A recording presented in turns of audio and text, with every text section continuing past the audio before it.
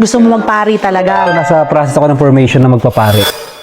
Totoo ba na yung ginastos nyo sa kasal is worth 200 million pesos? Yung gown mo daw worth 10 million? Kumalat yun sa mga GC, Telegram. Balak sana namin ipakulong. Yun na yung pinakamabigat na naranasan namin sa buhay namin. Naintindihan na namin bakit siya nangyari. Thank you Lord ka na nangyari yan. Kasi after nun, blessing. Nung wedding namin, may in-invite siya na hindi ko gusto. Ka naman mag-i-invite ng tao na ayaw mo namang makita sa wedding. Kapag sinabing diamond, mahal, nagtataka ako pag punta natin dito sa mura. Kaya nga sabi ko, totoo pa kasi yung mga nabibili namin mahal. That's a good question. Ganda. Ang ganda niya. Yung mga dancing diamond namin, nakita mo? Opo. Ang cute nga. Diba? Pag suot mo siya, kahit hindi ka gumagalaw, talagang gagalaw yan. Parang gusto ko pala nito. Sige, isama na natin. This is very hard to get. Ayan, okay na kami. Ito ang ganda. Hindi po okay na po, na-compute na po namin. Kumawala na po sa budget namin. Ang ganda nito. Super ganda niya. Oo nga, partner pa. Sa susunod po, feeling ko sa anniversary gift po niya. Ganda nito, promise. Kaya nga, ang lalaki nga eh. Gusto ko lang mga buo-buo. Bakit muna? Ba't gusto niya pong buo-buo? Pag buo-buo, sinasabi, yan talaga yung mga isang whole na diamond. Pag binenta mo kasi yan, it's expensive. Kumpara natin, this is sample. O, kunyari, ito na lang pong binili namin. Oh. Ang natural diamond kasi, pag nakukuha sa earth, rough diamond. Yung parang bato yan, na talagang burog-burog, ganyan.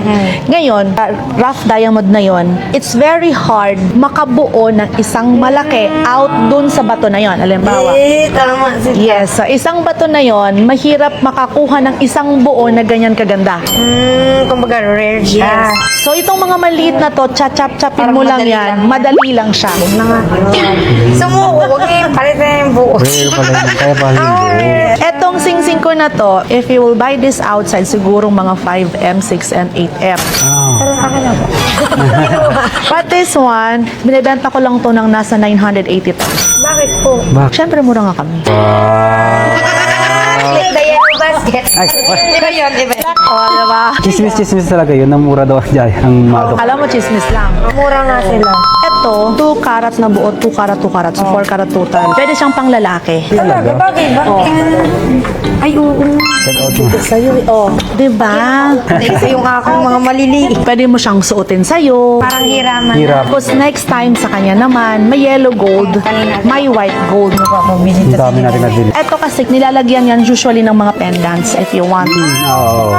Ito maliliit. Ito kasha. Okay. Ay, so depende. Ito kasi to. Kasha. So, dapat pag mabili ka ng pendant ng mga malalaki ang sige. Kasi ang ginagawa nila, di ba makita mo yung iba, ito, tapos lalagyan nila ng mga pendant. Kunwari, pendant na malaki kunwari naka-purple ka, purple na pendant. Oo. Ano tawag sa ganyan? Tennis. Di ba bagay? O, diba? Nox. Ang ganda ng ano. Ito ang bagay din. Natulog. Grabe. Pwede naman ito pang lalaki, oh. Yan. Parang bakit... Yan ang nagsabi ng mga gusto ko nito. Tema, tingnan mo to siya. Oh, ayan. Sakto to sa kanya. Shucks. Ibibilin lang po ako sa labas. Ganda, di ba? Simple lang. Ano may mga panlalaki kayo dito? Yan, pwede yung panlalaki Hindi po yan. hindi pwede yun. Hindi po yung ganito, yung tig 10,000 lang po. First time mo bang bumili ng diamond ngayon na ganito kadami? Oo, first time. Kasi nga, before, ang tingin namin dyan, parang aksaya ng pera lang.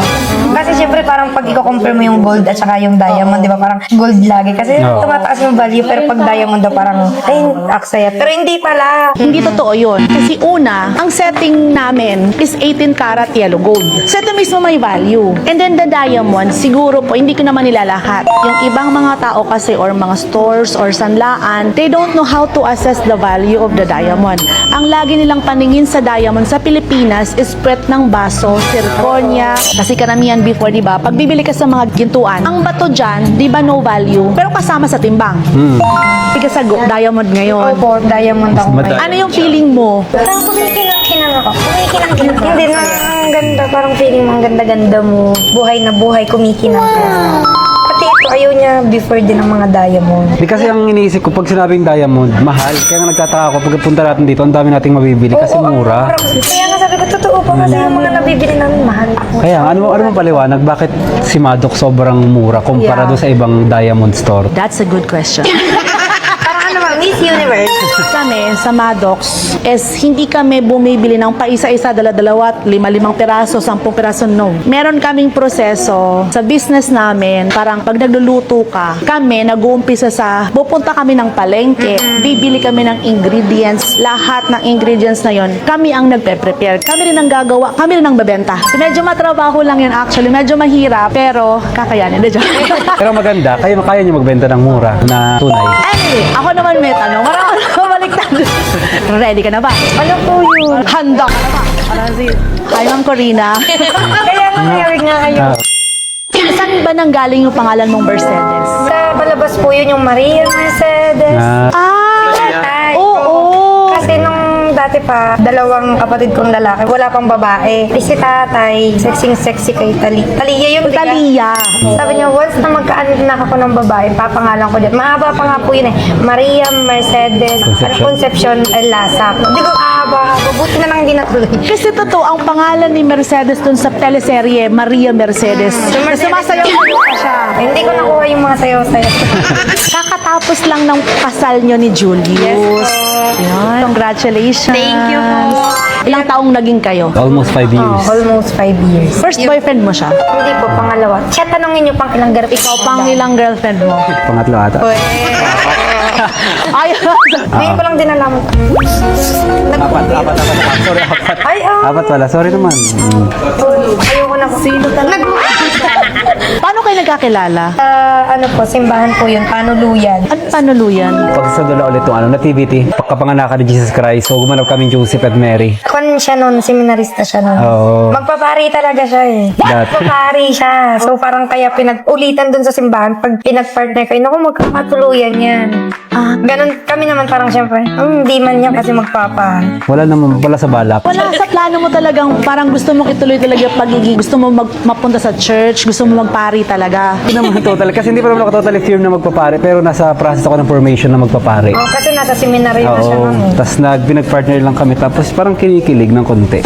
Pero di ka nag-isip na magpapari to. Ayoko talaga, role ko yun, parang ayoko sa seminarista. Akala ko po kasi pag pumasok ka ng seminaryo, matik magpapare ka na, hindi pa pala. Pero nung time na yun magkakilala kayo, nasa loob ka talaga, nagsiseminaryo ka. Pandemic lang nung kaya pinalabas muna kami, tapos nasa convento lang ako. Tapos pinag-partner kami, tapos after ilang months, bumalik ulit ako ng seminary, saka lang ako lumabas. So doon mo naisip. Doon ako nag-decide na, okay, lalabas ako para sa kanya kasi pili ko siya na talaga, parang gano'n. Ang hirap nun, isa yun sa pinakamahirap na desisyon. Parang ang hirap mamili. Kasi meron kayong calling, di ba? May tinatawag na calling. Calling talaga kasi andun na. Tsaka hindi lahat ng tao may calling eh. May calling din naman po, pero sa magkaasawa na. Yung relationship nyo, from Gift from God. gift from God. Kasabi ni God, okay, bibigay ko na siya sa'yo. Kasi yung finorm din naman po kami doon, parang sinabi naman na hindi ka man maging mabuting pare, at least mabuting ama or mamamayan na lang. Meron kang sinabi na hindi reunion ng kasal. Bakit mo nasabi yun? Kasi nung wedding namin, ang dami kasi mga hinahanap ng mga tao.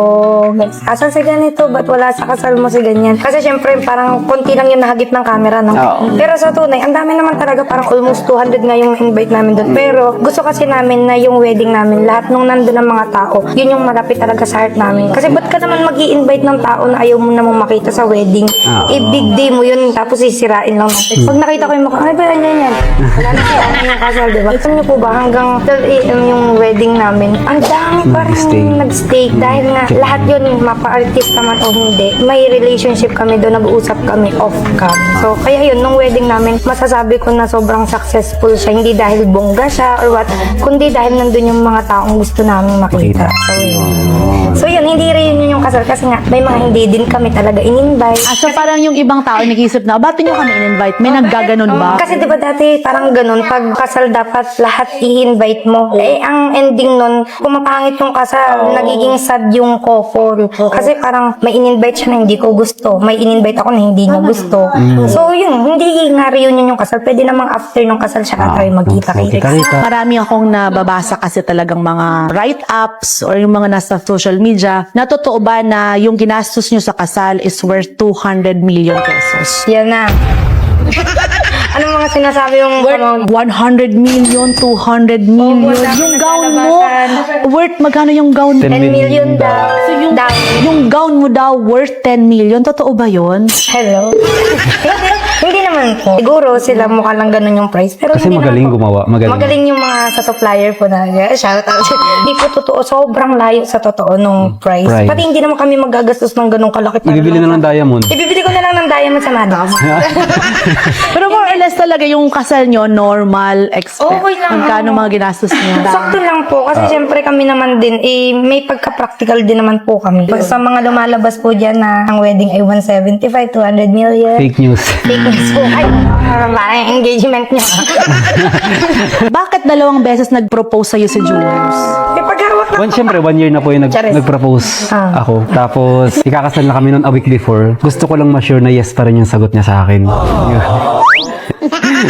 Yun. Bakit? Kinakabahan ka ba? Baka mag-back out? Ganon? Hindi naman. Gusto ko lang sure na ma-sure talaga na yes pa rin talaga yung sagot niya. Hindi nagbabago. Ako pa rin gusto niya makasama habang buhay. So, kung mag-back out ka, pipilitin pa rin kita.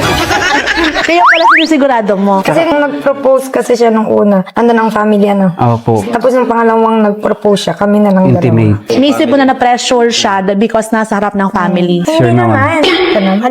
Kahit 10 beses ka mag-propose, yes nang yes. Ano nagustuhan mo sa kanya? Maliban kay maka-Diyos siya, positive siya lagi. Alam niya naman sa social media yung ang daming negative, ganyan-ganyan. Siya yung support system. Ikaw nakakaranas ka ng bashing, everything. Opo naman, hindi naman po mawawala yun. Parang kahit ano namang gawin, may positive at negative. Pero yun nga, di ka lagi nasabi kong yung punong hitik sa bunga. Siya yung babatoy. Babatoy. Siyempre, minsan ma-hurt ka. Kasi parang ang bilis-bilis na mag-judge ng tao ngayon. Ano yung pinaka-grabing naranasan mo sa social media na talagang yun nasaktan ka, na matagal ka naka-move on, na inisip mo nang inisip siya?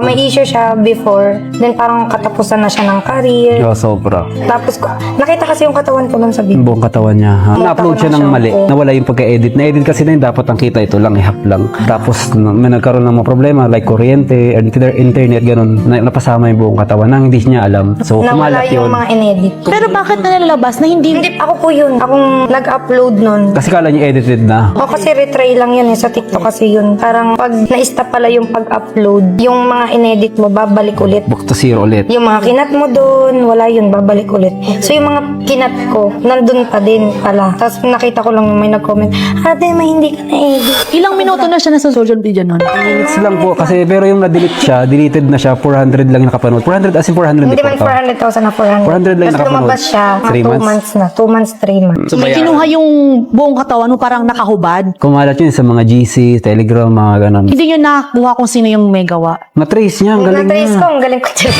niya Tinrace isa-isa. ko, saan mo nakuha yung video, ganito, ganyan, hanggang sa isang tao na lang. Doon sa 400 na nakanood, Hindi po, yung may mga nag-send lang sa akin ng video nun na, uy ate, yung video mo nasa GC namin. Sino nag-send sa GC? Kinukunta ko pa sa isa-isa. Nagkataon na May isang taga Mindoro. May isang taga Mindoro. Mindoro. So, syempre ay, taga Mindoro. Siya nagpakala sa Mindoro. Taga Mindoro din ako. Syempre, interesado sila. Hanggang sa pinasa-pasa na siya. so nakausap mo yung tao na yun na nag-spread ng pinuntahan video lang mo. namin yung, tapos parang balak sana namin ipakulong or ganyan. Oo. Parang naawa na lang din. Estudyante? Estudyante, Yun nga, graduating hindi pa. alam ng mga tao eh. Ang isip nila parang binayaran kami para hindi kami magsalita. Hindi yun na alam. Sa totoo lang, hindi na namin siya tinuloy. Naawa kami sa bata. Naawa na kami kasi graduating ata yun. Malay mo, baka siya yung inaasahan Baka pa. mamaya Ganun. breadwinner pala siya. So yun na yan. Sa Diyos na lang namin. Oo. Sinabi mo natanggalin na yon. Hindi po, sabi lang namin, gawin nung school yung part nila. Kung paano nila Ididisiplina yung bata. Ilang taon na? Graduating alam na eh. ng college eh. Parang hindi niya intention talagang sirain kayo. Parang ganon. Doon pa lang sa part na i-upload mo yung katawan ng iba. Ay, It's ipapasa-pasa mo. forward. Sa sobrang kalat, na-interview kami nun sa Tony Talk. So yun, kala namin katapusan na. Ayun na yung Time pinakamabigat na naranasan namin sa buhay namin. Kaya after na sabi ko, malampasan lang natin to, ilang linggo lang yan, pagdadaanan lang natin yan, malulungkot tayo after yan. Magiging maluwag na sa atin kung paano natin siya ikukwento sa ibang tao kasi nalampasan na natin siya. Pero lagi namin ngayon, syempre naintindihan na namin bakit siya nangyari. As in, mapapa-thank you Lord ka na nangyari yan. Kasi after nun, ang blessing. Ba't ka mangyan pala yung ano mong pangalan? Pag taga Mindoro kasi sinasabi nila mangyan daw. Yun pa kasi Bata pa kami, bata pa kami. Bata pa kami, mangyan ang tawag sa amin. Kasi ang sa Mindoro, di ba, yung old people, yung mga katutubo nyo, mangyan. So yun sa Mindoro. Pumunta kami ng Manila, kahit kami taga Tagalog talaga. Pagpunta namin, taga Mindoro ka. Ibig sabihin, mangyan ka. Ang Yun. mga taga Mindoro makaka-relate sa Tapos parang, kunwari, pag pumunta ka sa ibang bansa, mga taga Mindoro ka, di, ano ka pala, kabayan, kamangyan. ganon. Tapos, kamangyan. uso nun yung nilalagyan ng ka. Kabayan. Tapos may salita kayo sa Mindoro na ano nga yung laging yung word sa Mindoro? Makain. Halo-halo na kasi. Makain. Di ba? Kakain dapat. Sabi, makain, Kain na, maligo na. Ayun.